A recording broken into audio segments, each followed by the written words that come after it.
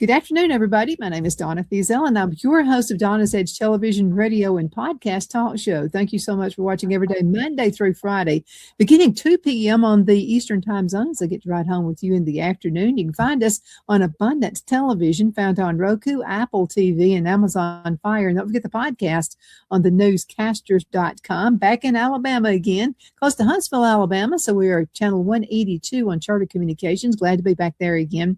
You can also find us on the radio, WZLA, and that's the biggest country station right here in South Carolina. So anyway we can get a hold of you, we want to hang on for dear life.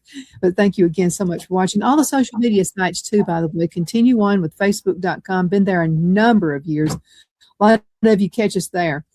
Facebook.com/DFeasel, and don't forget to send email. I love every single one of them. Donna at donnasedge.com. That's Donna at donnasedge.com. I've got Rhoda Diehl with me right now. And so, Rhoda, it's so great to have you on the show again. It seems like forever, but it hasn't been that long. No, it hasn't. But thank you for having me. I'm excited to be on today. Oh, absolutely. Always glad to have you on. So I know a number of changes are going on. It seems like almost every day is something new, something different. And so what are you encountering right now when you're talking with people? You just left an event this past weekend. Do you want to talk about that? You know, a lot of people seem like they have been facing a lot of fear and anxiety. And I believe that it's just something that's brewing around us. And I do know a lot of people have been coming to me and asking me to pray for them because it's just the fear and anxiety is just overwhelming a lot of people. And so they're reaching out to me more than ever for some prayer. Yeah, I mean, it's just really something. I remember when I was younger. Now I'm still concerned. I'm still a normal human being, but I find I don't just worry myself so much about things anymore, especially when it comes to the political mindset of everything that's going on these days. Because really, I mean, you put a man in control of anything, there's always going to be chaos. So who should be in control of our lives?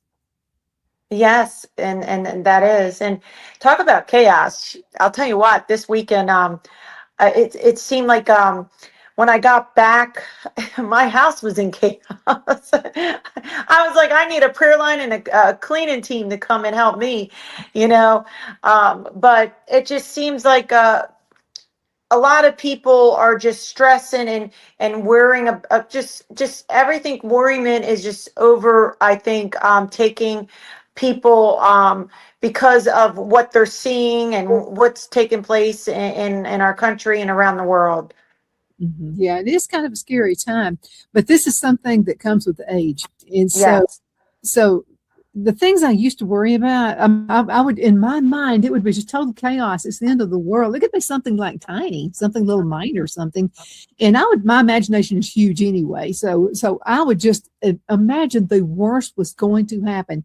And in the business world, that's what they tell you to do. Always prepare for the worst. But I don't like to keep my mind sitting on the worst all the time. I mean, what if none of that ever happens? And I'll have to tell you, I'm going to say 90% of the things I worried about didn't even happen.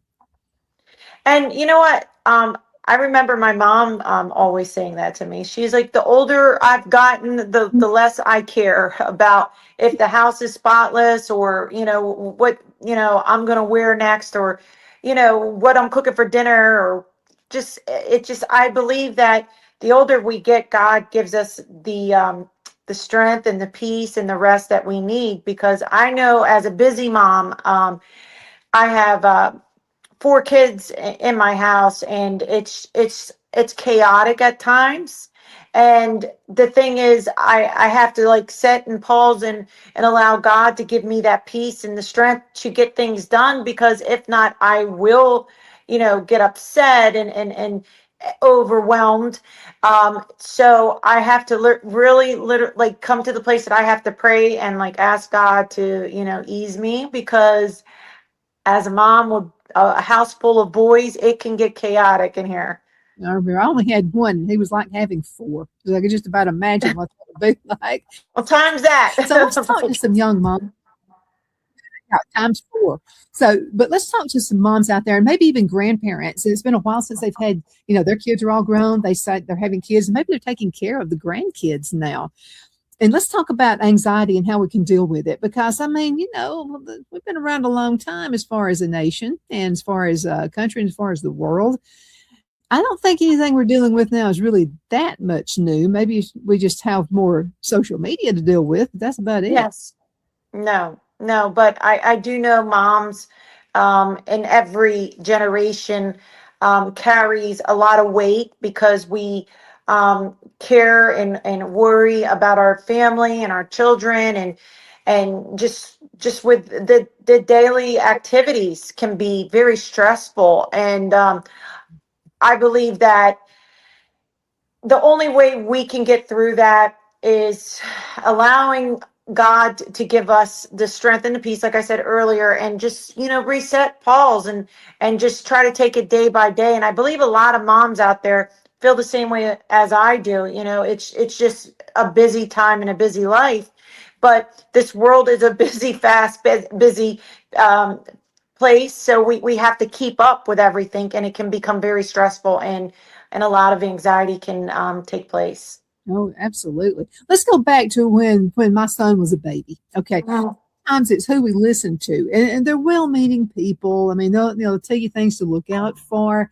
By the way, if I'd waited on my water to burst, I would have never had him. Okay, so it never went in that timeline. Okay, so Yes. it's done at the hospital. But anyway, I know Dad came by and he said, "You're in labor," and I said, Wow. Yeah.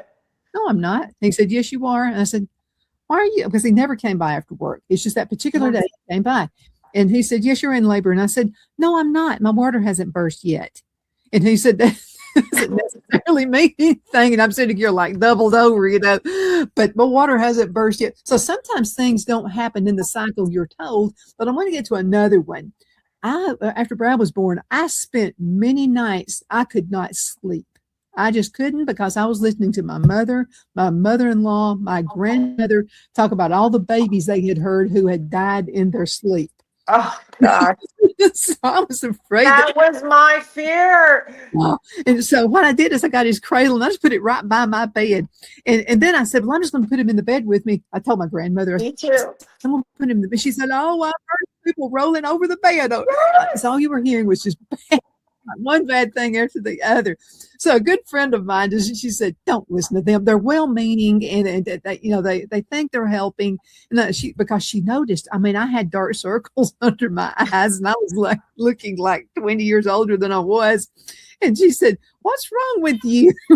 And I said, "I can't sleep." And she said, "Why?" And I just belted out and told her everything that happened. And she said, "Don't listen to them." She said, "All these things are telling you is probabilities of things that could happen. They're not going to happen." So, I mean, so let's talk with women about that, because really well-meaning people want to tell you things, so you don't stumble. And I understand that, but can we just put a little positive note out there to that new mom?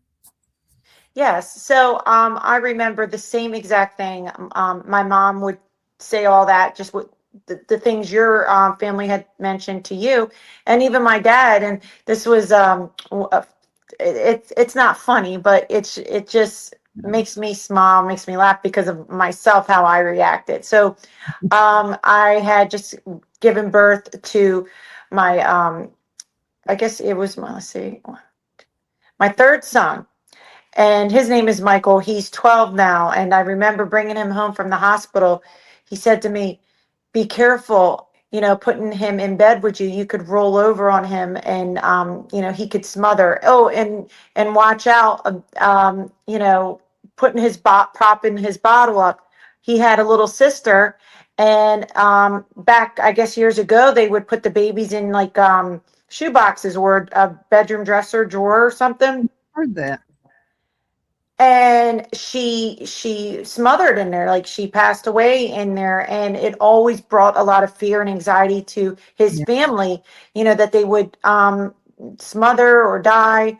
And I always carried that, thinking that was going to happen to my kids. And just what you said, a friend came along, and matter of fact, it was like one of my good friends. She said to me, Rhoda, if you worry about everything that may have happened back then and about now, it's just going to stress you out. You're not going to get peace and rest. She said, you just have to let mother instinct kick in.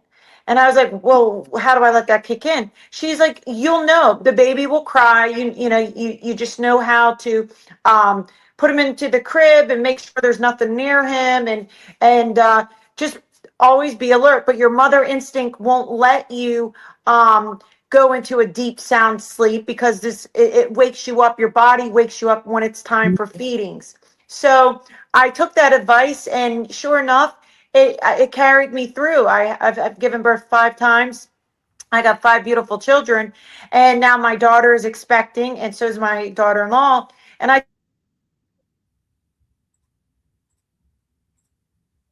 It's like we may have lost Rhoda. We can go ahead and cut into a commercial break, and we'll be right back in just a few minutes.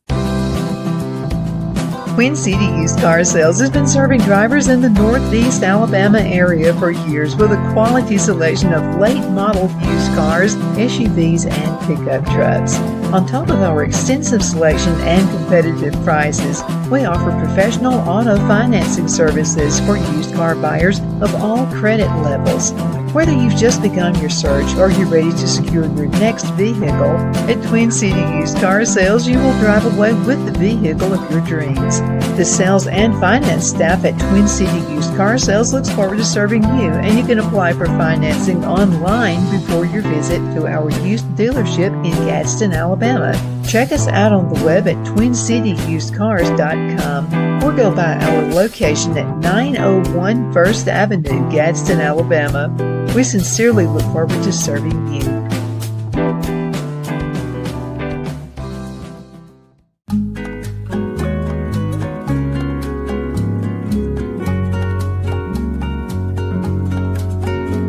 At Lamone's Mexican Restaurant, located in Henniger, Alabama, and voted Best Mexican Restaurant of DeKalb County, Alabama 2020, we're here to serve you with authentic Mexican cuisine. Order easily online by going to lamonsmex.com or call 256-657-3999 to place your order. We're open Sunday through Thursday, 11 a.m. to 9 p.m. and Friday and Saturday, 11 a.m. to 10 p.m. Whether you're celebrating a cozy date night for 2 or a celebration for a crowd, at Lamone's you'll love our atmosphere and friendly servers. Thank you for dining with Lamone's Mexican Restaurant.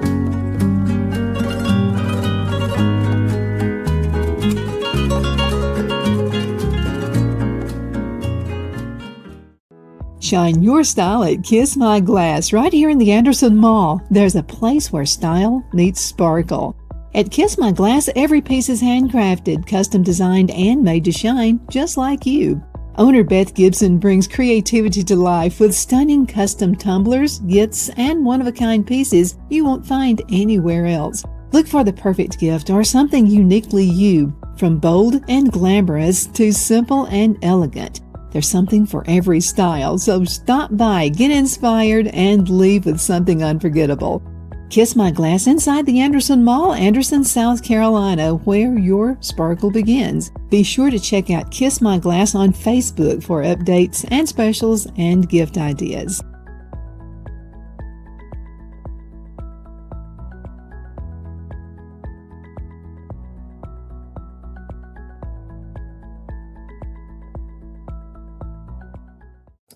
Good afternoon, sunshine. Your Realtor Moment is brought to you by Jenny Ferguson with Keller Williams of Greenwood, helping families buy and sell with confidence right here in the Lakelands. Now, if you're thinking about selling, don't automatically start renovating. Many sellers overspend on updates buyers don't even value. So before you touch a thing, talk with your local market expert who knows exactly what buyers are looking for right now. Jenny can help you price it, prep it smart and market it professionally across multiple platforms.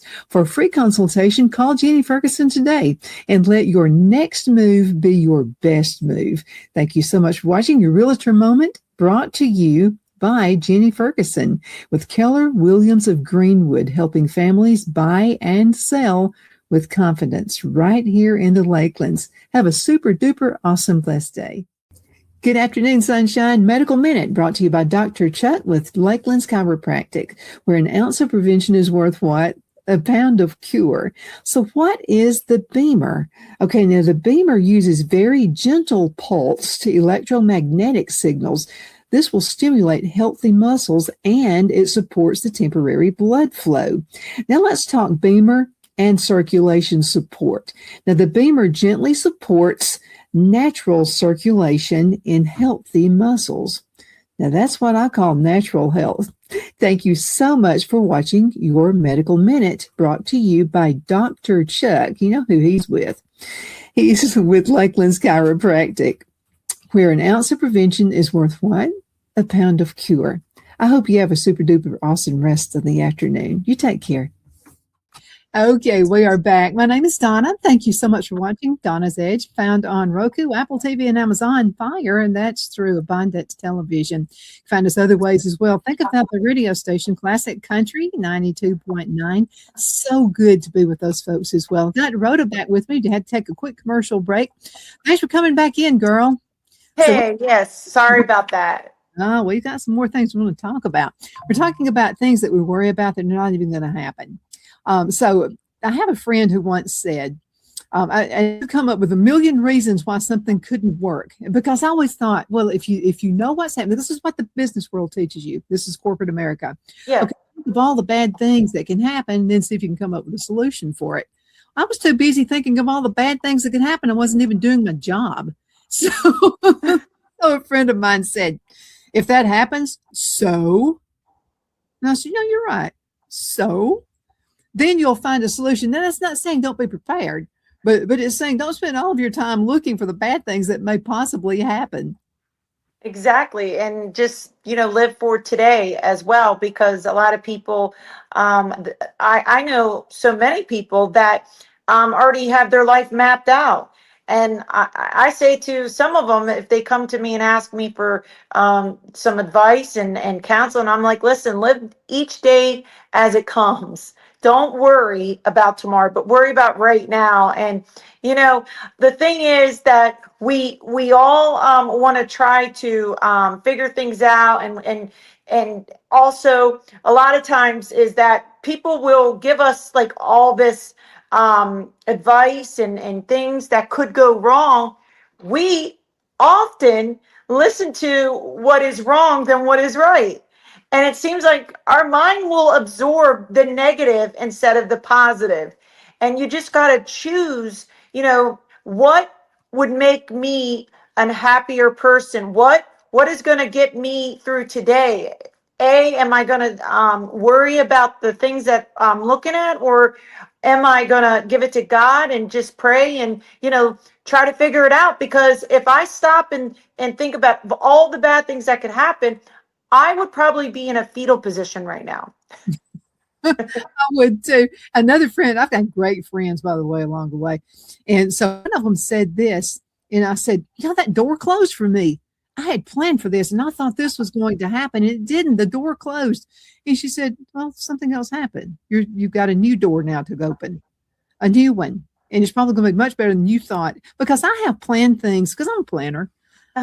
To the extent that I thought, well, it's going to happen A, B, C, D, E, F, G, like it's going to happen exactly in that order. But sometimes you just take a little detour, and if not for the detour, you could have gotten messed up.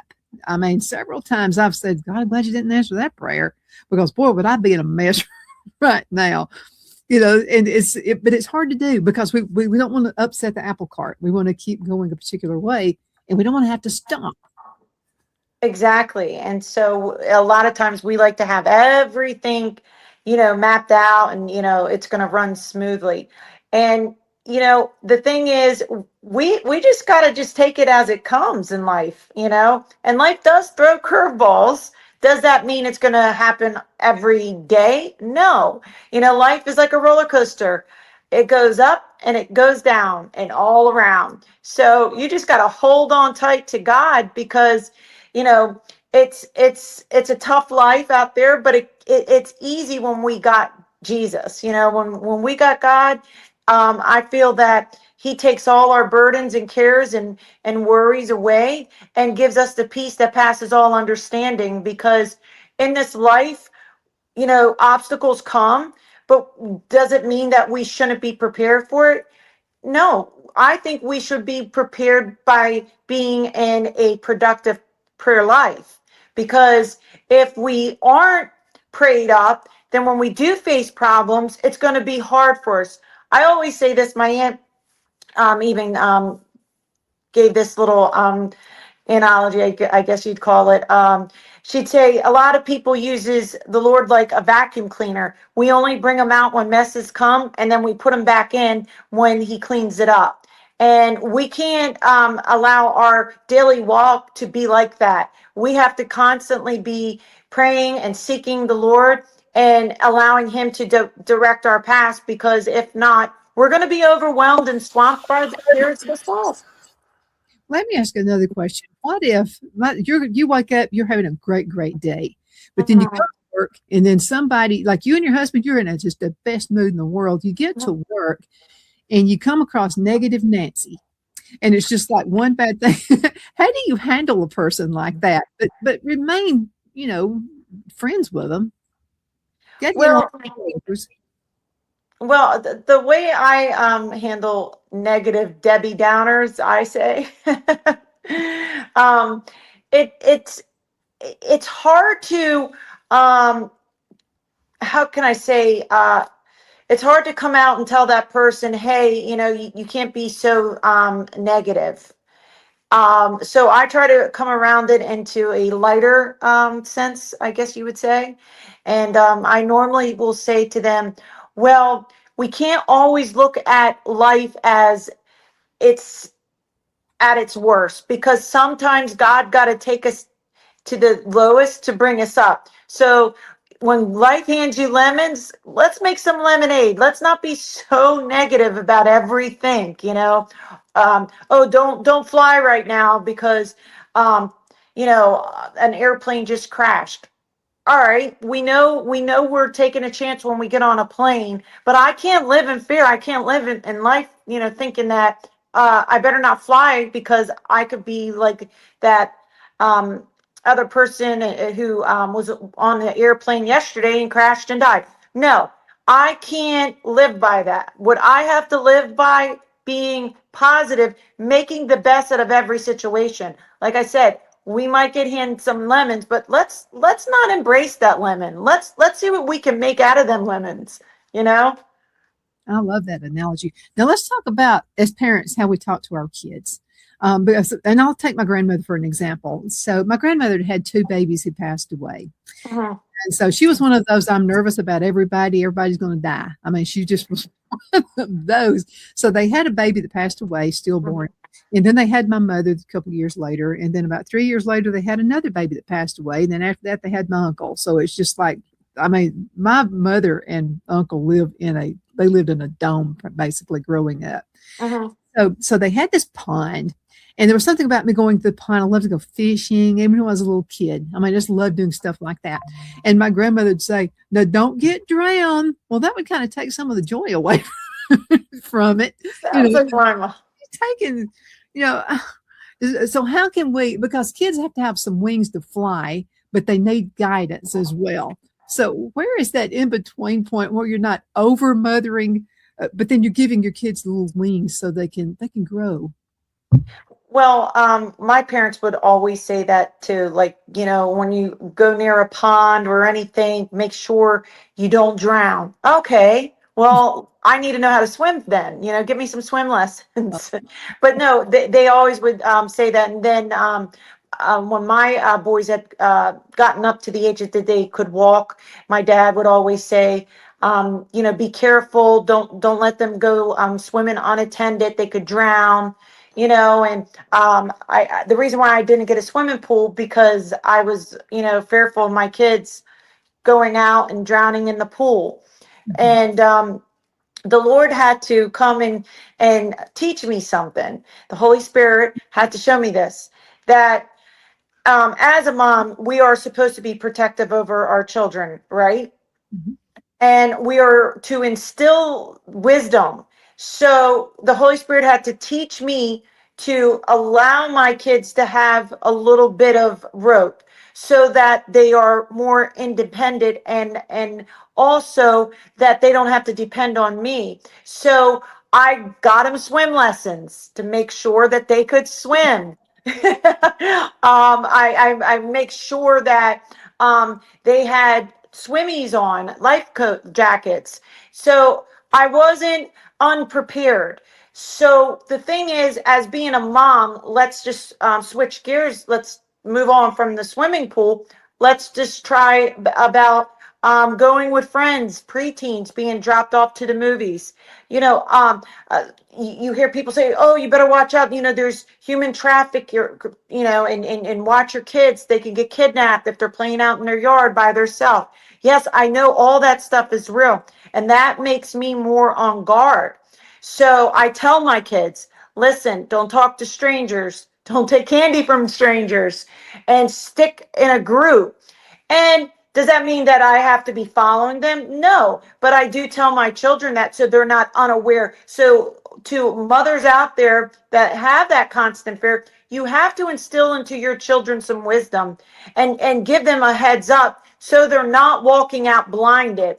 If they're 2 and 3 years old, a 2-year-old isn't going to know how to swim unless you do get them swimming lessons, but they don't know any better. Yeah, they're going to run to the road where that ball is. They're going to go get that ball. They're going to go to that swimming pool and touch the water and lean their head over.